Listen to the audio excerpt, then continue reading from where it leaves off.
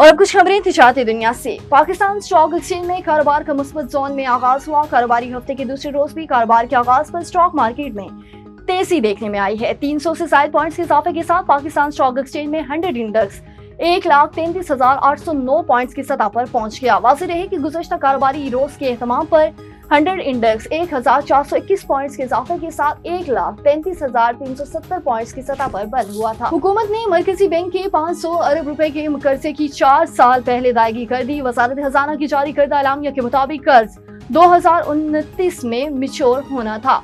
वक्त से पहले अदायगी हम पेशरफ्त है। कर्ज की जल्द अदायगी कर्ज हिकमत अमली में बड़ी कामयाबी है। कर्ज की इब्तदाई रिटायरमेंट से मैक्रो इकनॉमिक बुनियादें मजबूत हुई। वजारत खजाना ने एलामिया में बताया कि कर्ज की जल्द वापसी से डिफॉल्ट के खतरात भी कम हुए।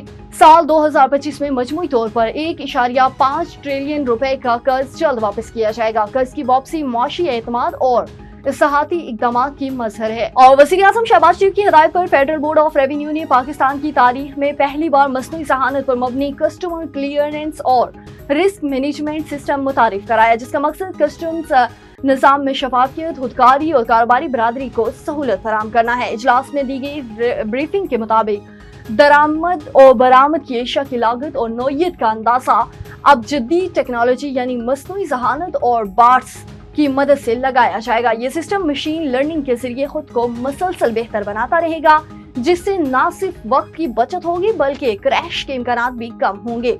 ब्रीफिंग दी गई है कि नए सिस्टम की इब्तदाई टेस्टिंग के दौरान 92% से ज्यादा बेहतरी देखने में आई है। इसी दौरान टैक्स वसूली के लिए 83% ज्यादा गुड्स डिक्लेरेशन की निशानदेही भी हुई है और 1.5 गुना ज्यादा क्लियरेंस ग्रीन चैनल के जरिए मुकम्मल की गई है।